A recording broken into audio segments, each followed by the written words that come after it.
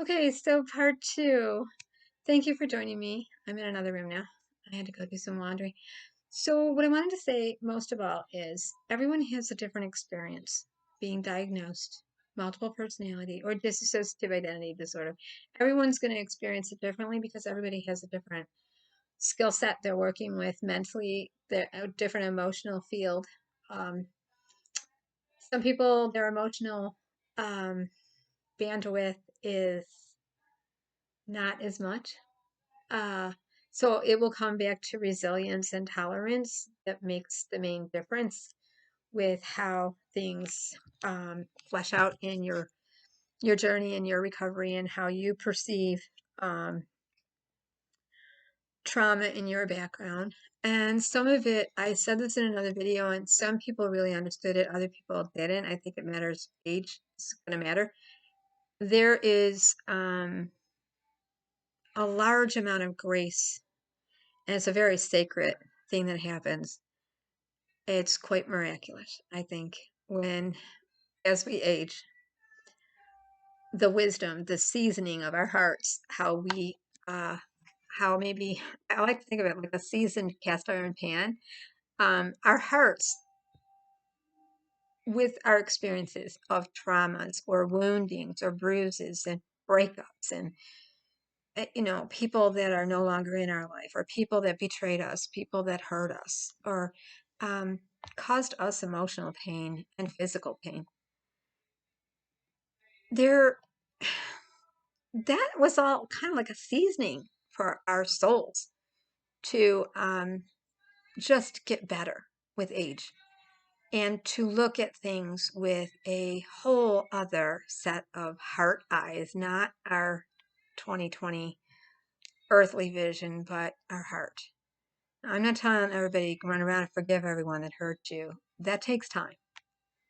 But what I am saying is, as we grow older, we can also see their frailties, their humanness, their fragility, and the emotional wounds they had, and that generational stuff that they were operating with, and um, that all starts to fall away, and you just see people as they are people. So when I'm reading my book in installments, The Talking Houses, I do not want to re-traumatize anyone, and I won't be, and my book is not really traumatizing, but you never know out here, so I'm going to say that.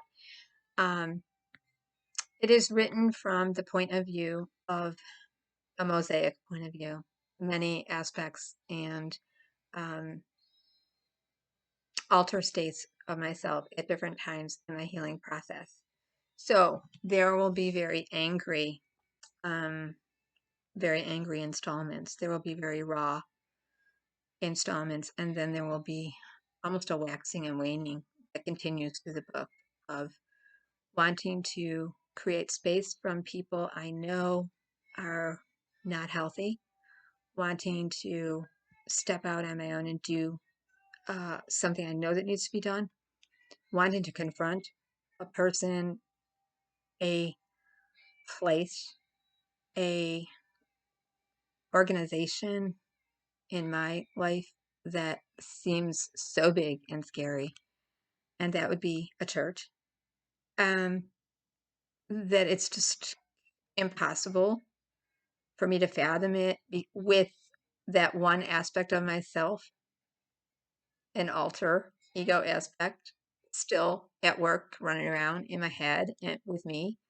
And that would be Celie, who thought she was a nun, who really wanted to be a very holy spiritual person. It was really, really important for me to integrate that aspect of myself in order to confront the persons that harmed me at my most vulnerable time when I was younger. So there will be some triggering information here, and I've thought about ways of doing this to monetize instead of publishing in paper and binding, to read some installments first and see if anybody wants to understand that there is healing with God and traditional therapy too. And as long as you get to the tools, using the tools and not getting lost in the process and start running down rabbit holes in your brain that don't serve you and me or anyone, but take precious time from ourselves. So I am a very spiritual person. I believe in the Holy Spirit. I believe in God. I believe that we are created in God's image. And that means that I have a teacher within me, and that is part of God, and that is God's energy and spirit. And God can use me to do anything that Jesus did on the earth. And God can talk to me if I listen. And that a lot of times, and I'm going to be talking about this, the difference between prophecy for us and prophecy for others.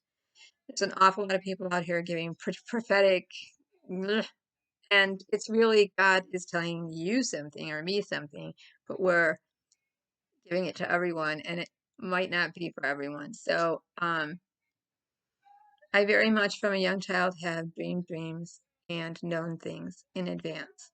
And the only time I have ever messed up with that is when I have not spoken what I know. And that's where your faith comes in.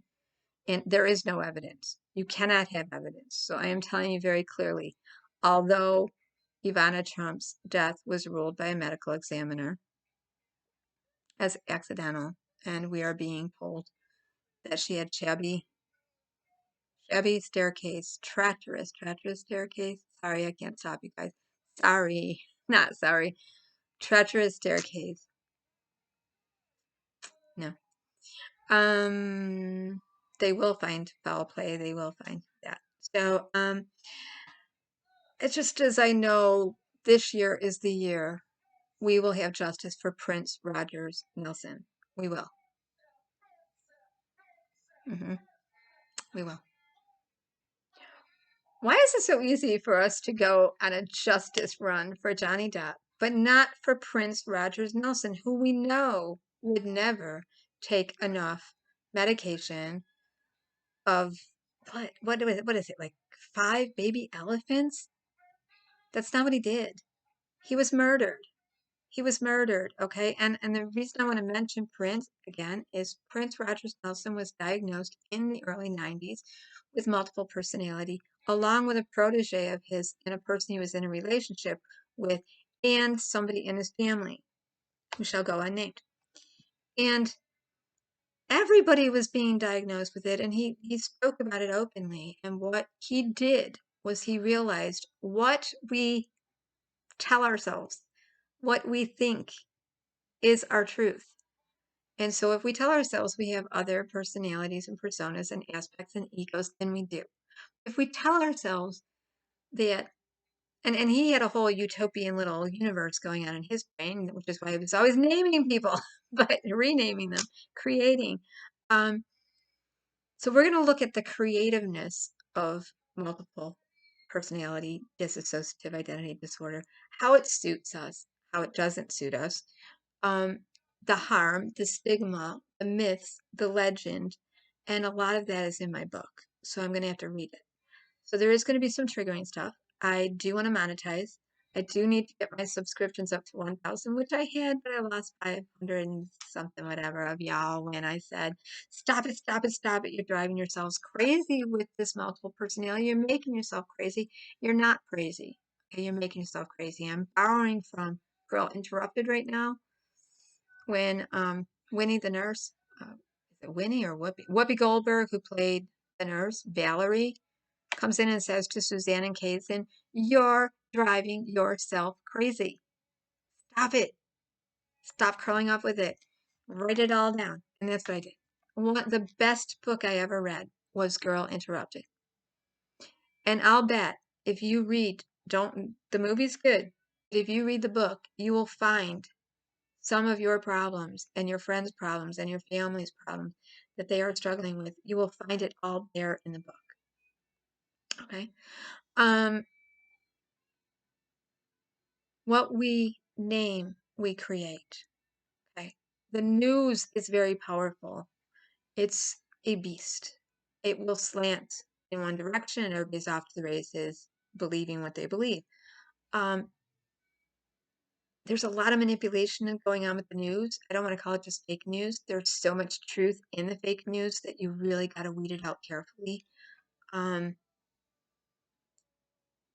more than anything, when you're taking information from the news, from the internet, social media is news, podcasts, anything else, let it ruminate, let it marinate with you for a little while. Test the spirits. Like God says, test the spirits, almost like test your stew.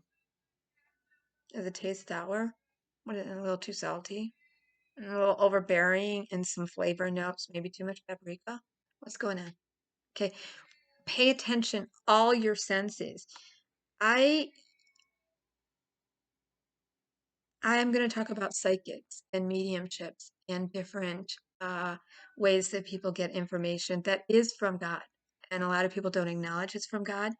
And the difference between people that conjure and people that are open channels and just receive through visions, dreams, foreknowledge, gifts of the spirit that are taking money for it, and then people that are not.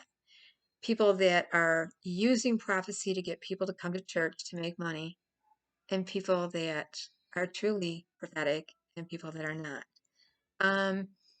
So we're going to be talking about some charlatans out there, and shysters and charlatans, and it's all got to fall. I was saying this the other day. I go to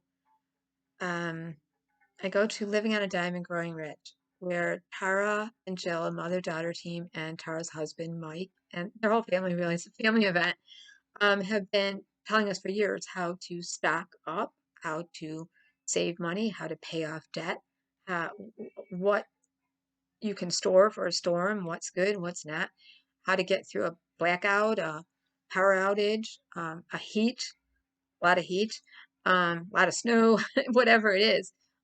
These two ladies are just a wealth of information. And they're also Christians or believers in God. One of the things I mentioned on the thread when they were doing a live is I don't understand why so many people know we know we're in a different season, and many people will come right out and say, this is definitely the end times. You can talk to people that are in their 80s and 90s and say, I've never seen anything like this before. You can talk to very spiritually minded people and they'll say, yeah, this is not, this is the rapture. Okay. And yet those very same Christian Bible believing, the sacred book believing people are freaking out over food, money, pestilence. Pestilence is this virus. Pestilence is this virus that keeps coming back. It's a virus. It's not going to go away. It's in the air. It's in the soil. It's in the water. It's in the environment. It's everywhere. It's just going to keep mutating. It's not going to burn itself out. There isn't going to be any herd immunity for a long time. This is what pestilence is. Rumors of war, crime, violence, children against parents. How many people do we see in the news all the time killing their grandparents, their parents? We are in the end times. We're not supposed to freak out over it. If we really believe in God, we're not supposed to freak out. We're supposed to occupy our time. Occupying our time means doing what needs to be done here and the now, getting ourselves ready, paying attention to the signs, and getting other people ready. So it's exactly what Jill and Tara are doing on their channel. They're saying, okay, you can only store up so much. How are you going to survive? There's these preppers that are like prepping to survive and be like the Walking Dead, no, I don't want to be in zombie land out there, off the grid. The world is coming to an end and on fire and the apocalypse and things are falling out of the sky. If I'm up in a mountain in the woods hiding, the last person on earth, whatever, I'm not going to, all this prepping is insane. There's a certain amount that you can store up and that's no good. So my big question has been all the time to all of my people of faith, why are you surprised? I have one friend, whenever I'm talking to her about the virus, and she's a nurse, and she's been working through this entire horrible thing and working with the most vulnerable of populations in her field. And in a population that nobody really wants to work with. And whenever we mention through the years the virus, or past 3 years, what's going on, I see it, get another vaccine, another mask mandate, another this, that. It's like not enough people have died. Not enough people have died. She looks at it very clinical from a medical model. It's a cleansing of the earth. It's people have to die. She doesn't really look at it as it's a plan. It's coming from the right or the left or some country. She already knows there's a spiritual war and people are going to be taken out. I don't know how I got there, but I did. Just stream of love. Okay, so anyway, so I don't let all this stuff make me crazy. Hopefully. Not most days, right? So this channel is just going to be about all of that too, and a bag of chips. And some days I'll just be sitting here eating chips because I will have fallen off the wagon and I will want some sodium and junk food. Okay, so I'm trying to eat clean. I'm trying to lose that 15 pounds I put on over the pandemic, but really only put on 10 over the well, 6 over the pandemic. I put on the 10 before the pandemic, so I'm keeping it real. I was always 110 to 118 pre-pandemic. The year before, I stress ate. 2018 to 2019, I ate everything. Found out my daughter and my son-in-law were getting married, and I really was kerfuddled, unsure. It was a destination wedding. It was in the Dominican, and I was 100% sure I was supposed to be there.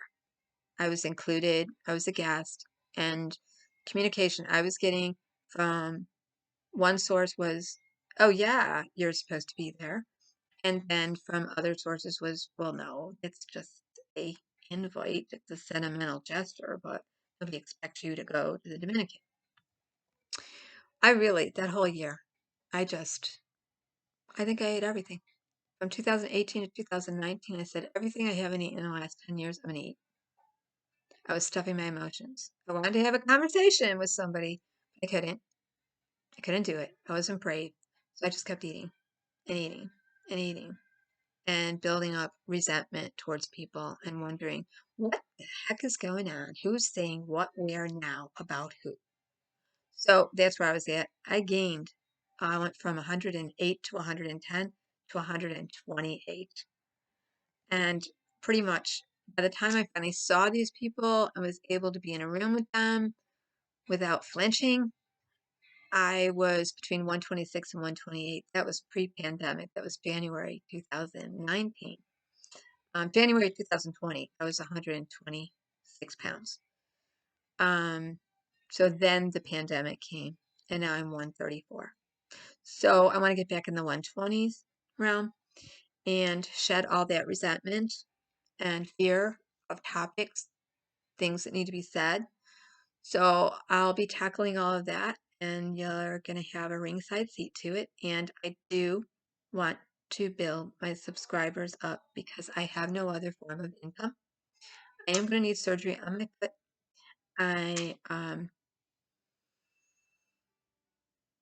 I did what my doctor called I rallied. I was like, okay, I'm on disability. I don't want to be on disability. But the reality is, with this pandemic and my immune system, I need to be on disability. And with what I'm able to do with my back and my foot and my leg and everything that's going on in my life right now, I need to be on disability, but I can work on disability. So there's certain, I can work from home. So I want that job to be flexible.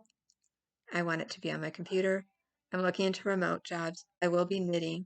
I will be crocheting. I'll do tutorials, and I'll be reading from my book.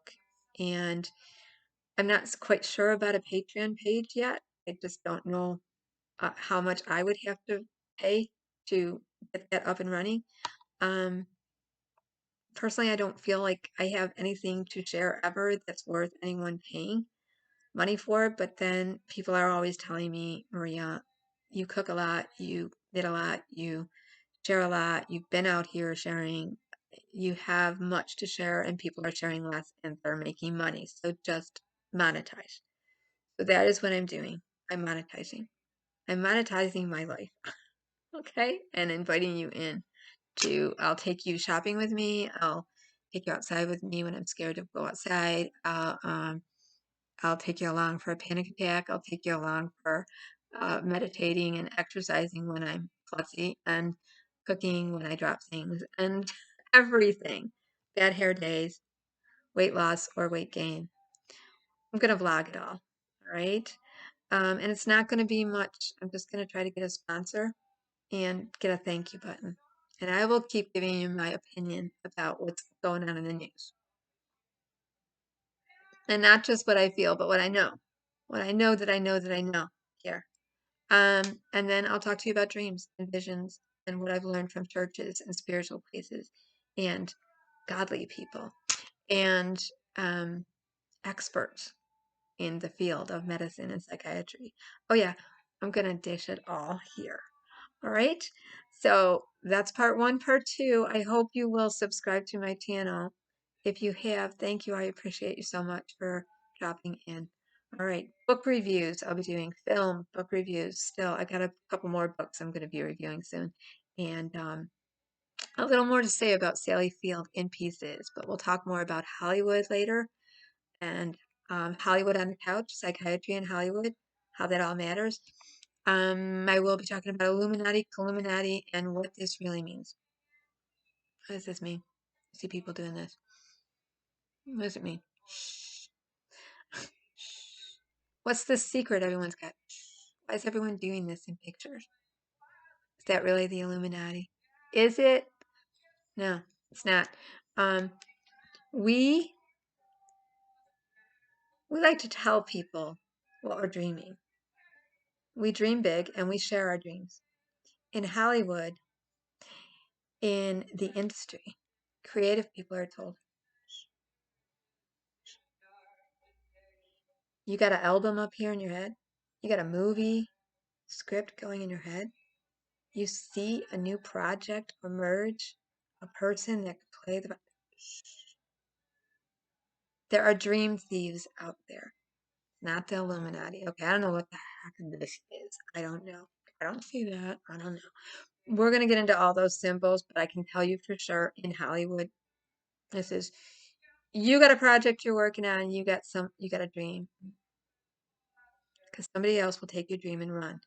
And God does not tell us to speak our dreams into existence. God tells us to shut up. Shh.